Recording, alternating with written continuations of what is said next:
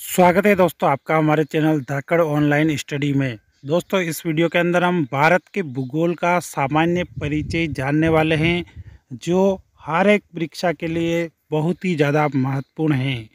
क्योंकि दोस्तों भूगोल से संबंधित क्वेश्चन अक्सर एग्ज़ाम के अंदर जो है पूछे जाते हैं और ख़ासकर भारत का भूगोल जो है बहुत ही इम्पोर्टेंट हो जाता है।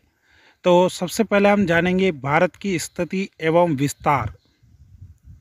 तो भारत की विशालता के कारण इसे उपमहाद्वीप की संज्ञा दी गई है और यह एशिया महाद्वीप के दक्षिण में स्थित है। क्वेश्चन पूछा जा सकता है कि भारत जो है एशिया महाद्वीप के किस दिशा में स्थित है, तो दक्षिण दिशा में स्थित है और इसका प्राचीन नाम जो है आर्यावर्त है। उत्तर भारत में बसने वाले आर्यों के नाम पर जो है इसका नाम आर्यावर्त किया गया है। आर्यों के शक्तिशाली राजा भरत के नाम पर यह जो है भारतवर्ष कहलाया।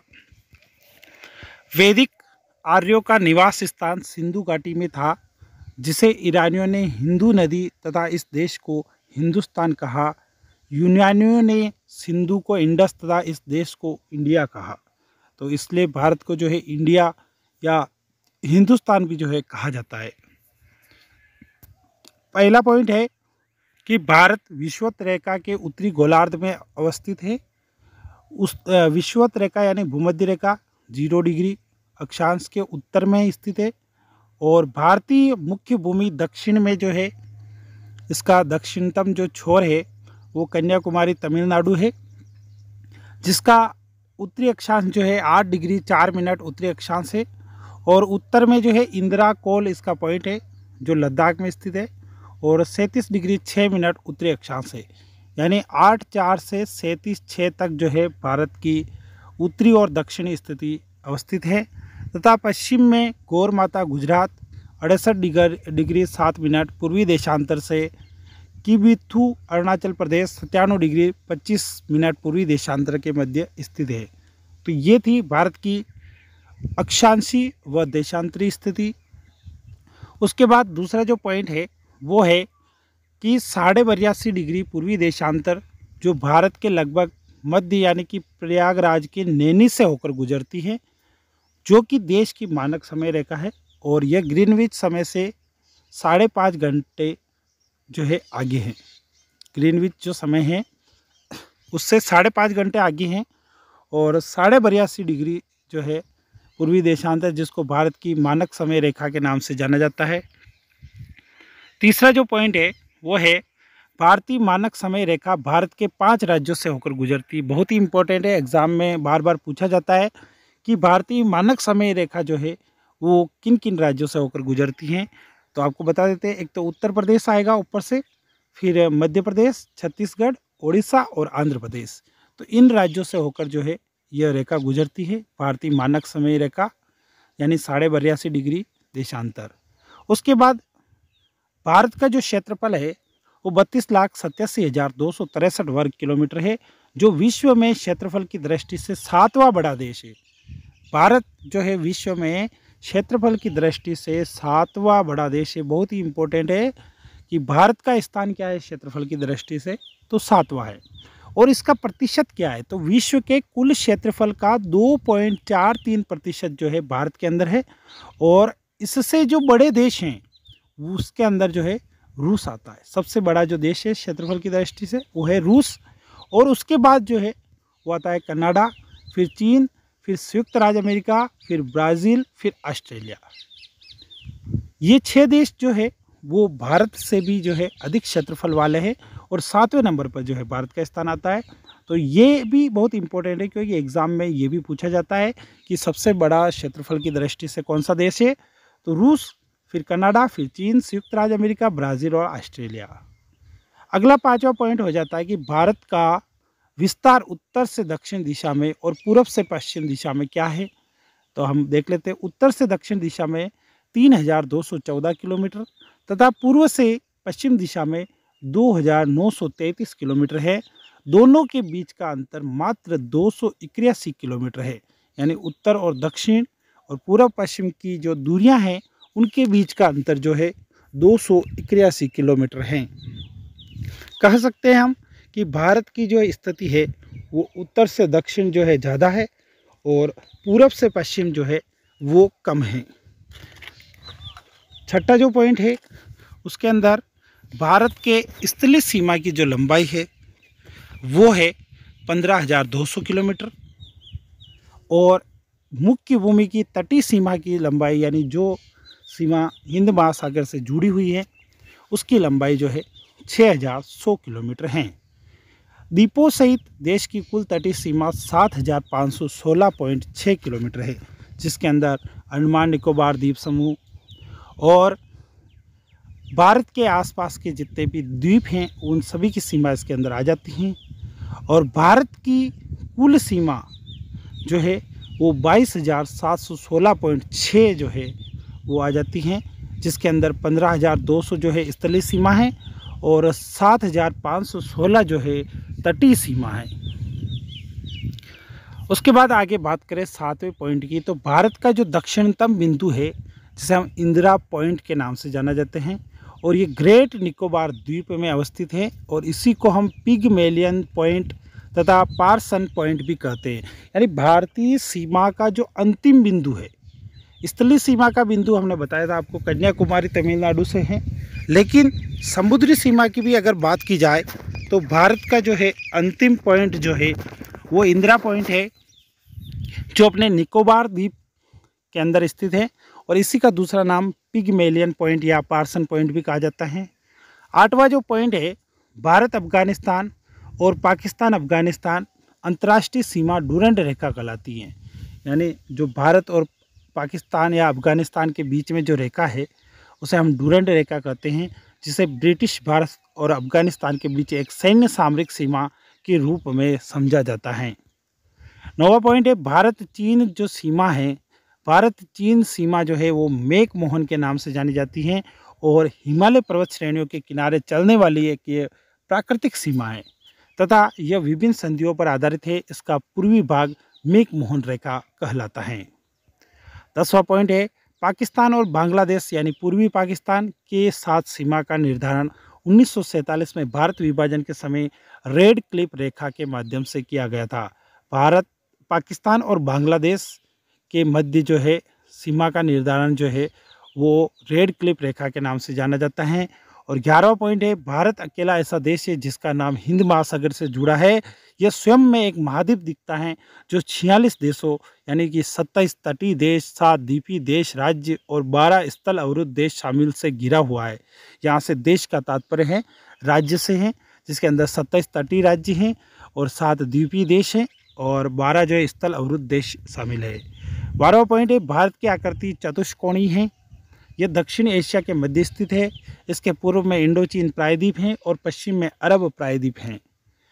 अगला पॉइंट है, भारत में द्वीपों की कुल संख्या 247 है, जिसमें से 204 द्वीप बंगाल की खाड़ी में यानी कि अंडमान निकोबार द्वीप समूह में स्थित है और इसके अतिरिक्त 43 द्वीप जो है वो अरब सागर में स्थित है।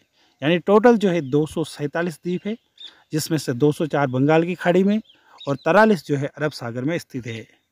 14वां पॉइंट है कि अंडमान एवं निकोबार द्वीप समूह ज्वालामुखी निर्मित तथा लक्षद्वीप प्रवाल निर्मित है। बहुत ही इंपॉर्टेंट है कि अंडमान निकोबार जो द्वीप समूह है वो किससे बना हुआ है, तो वो ज्वालामुखी से बना हुआ है और लक्षद्वीप जो है वो प्रवाल भित्ति से निर्मित किया गया है।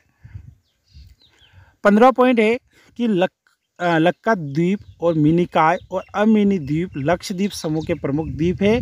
रामेश्वरम द्वीप भारत और श्रीलंका के मध्य स्थित है। रामेश्वरम जो द्वीप है वो भारत श्रीलंका के मध्य स्थित है और बाकी ये जो द्वीप है ये लक्षद्वीप समूह के प्रमुख द्वीप है। लक्षद्वीप के अंदर 3 है, लक्का द्वीप है, मिनिकॉय है, अमिनी द्वीप है। 16 जो पॉइंट है वो है कर्क रेखा भारत के जो है मध्य से गुजरती है और यह 8 राज्यों से गुजरती है। तो वो 8 राज्य कौन से, तो सबसे पहले आ जाता है गुजरात, फिर आ जाता है राजस्थान, मध्य प्रदेश, छत्तीसगढ़, झारखंड, पश्चिम बंगाल, त्रिपुरा और मिजोरम। ये 8 जो है महत्वपूर्ण राज्य हैं जिनसे होकर भारत के अंदर जो है कर्क रेखा गुजरती हैं। और 17वां पॉइंट है कि भारत के कुल तटीय राज्यों की संख्या जो है 9 है। बंगाल की खाड़ी के तट पर स्थित 4 राज्य हैं। बंगाल की खाड़ी के तट पर जो है 4 राज्य हैं, यानी कि पूर्वी तट पर स्थित, जिसमें तमिलनाडु, आंध्र प्रदेश, उड़ीसा और पश्चिम बंगाल आता है। जबकि अरब सागर के तट पर स्थित 5 राज्य है जो अपने भारत के पश्चिमी छोर पर स्थित है, जिसके अंदर गुजरात, महाराष्ट्र, गोवा, कर्नाटक तथा केरल आता है। गुजरात की समुद्र तटीय सीमा अन्य तटीय राज्यों से सबसे लंबी है। गुजरात की तटीय सीमा है वो सबसे लंबी है। उसके बाद भारत के संपूर्ण क्षेत्रफल की जो विभागीय स्थिति है उसके अंदर 10.7% भाग पर तो पर्वत स्थित हैं, 18.6% भाग पर पहाड़ स्थित हैं, 27.7% भाग पर पठार हैं और 43.0% भाग पर मैदान स्थित हैं। 1900 पॉइंट की बात करें तो भारत के सबसे पूर्वी भागों और सबसे पश्चिमी भागों के मध्य 30 डिग्री का अंतर है, जिसके कारण समय में लगभग 2 घंटे का अंतर आ जाता है। यानी कि जो पूर्वी भाग है और पश्चिमी भाग है उसके अंदर जो अक्षांश का अंतर है वो 30 डिग्री है। और हम जानते हैं कि एक अक्षांश पर जो है 4 मिनट का जो है समय के अंदर अंतर आ जाता है, तो 30 डिग्री के अक्षांश पर जो है 2 घंटे का यानी कि 120 मिनट का अंतर आ जाएगा। उसके बाद 20वां पॉइंट है कि भारत में वर्तमान समय 2021 या 2024 की भी बात करें 2024 की तो 28 राज्य और 8 केंद्र शासित प्रदेश हैं। और अगला जो पॉइंट है भारत के जो पड़ोसी देशों की जो सीमाएं हैं उसके अंदर बांग्लादेश की सीमा सबसे ज़्यादा जो है भारत के साथ लगती है, 4096 किलोमीटर है और इसका प्रतिशत की बात करें तो 26.95% है। चीन की सीमा 3488 किलोमीटर है और 25.55% लिए हैं। पाकिस्तान की सीमा 2910 किलोमीटर है और 21.78 इसका प्रतिशत है। नेपाल की सीमा 1751 किलोमीटर है और 11.53% के साथ है। म्यांमार की सीमा 1643 किलोमीटर है और 9.89% के साथ लगी हुई है। भूटान की सीमा 699 किलोमीटर है और 3.86% है। अफगानिस्तान की सीमा सबसे कम यानी 106 किलोमीटर है और 0.52% के साथ ये जो है भारत के साथ जुड़ी हुई है। उसके बाद पड़ोसी देशों के साथ सीमाओं वाले भारतीय राज्य या केंद्र शासित प्रदेश कौन से हैं, तो पाकिस्तान के साथ बात करें तो पाकिस्तान के साथ जो है जम्मू कश्मीर, लद्दाख, पंजाब, राजस्थान, गुजरात, यानी कि ये जो 5 राज्य हैं वो पाकिस्तान के साथ सीमा बनाते हैं। जम्मू कश्मीर ऊपर से, सबसे ऊपर लद्दाख, फिर जम्मू कश्मीर, फिर पंजाब, फिर राजस्थान, फिर गुजरात। अफगानिस्तान के साथ एकमात्र लद्दाख सीमा बनाता है और चीन के साथ लद्दाख, हिमाचल प्रदेश, उत्तराखंड, सिक्किम और अरुणाचल प्रदेश सीमा बनाते हैं। यानी इसके साथ भी 6 राज्यों की सीमाएं मिलती हैं। नेपाल के साथ उत्तराखंड, उत्तर प्रदेश, बिहार, पश्चिम बंगाल और सिक्किम की सीमा लगती हैं। जबकि भूटान के साथ सिक्किम, पश्चिम बंगाल, असम और अरुणाचल प्रदेश की सीमा लगती हैं और म्यांमार के साथ अरुणाचल प्रदेश, नागालैंड, मणिपुर और मिजोरम की सीमाएं लगती हैं। उसके बाद बांग्लादेश के साथ जो है पश्चिम बंगाल, मेघालय, असम, त्रिपुरा और मिजोरम की सीमाएं लगती हैं। उसके बाद हम बात करें 23वें पॉइंट की, तो देश के चतुर्दिक अंतिम सीमा बिंदु यानी दक्षिणतम बिंदु कौन सा है, तो अभी हमने बताया था आपको कि इंदिरा पॉइंट जो ग्रेट निकोबार द्वीप में स्थित है।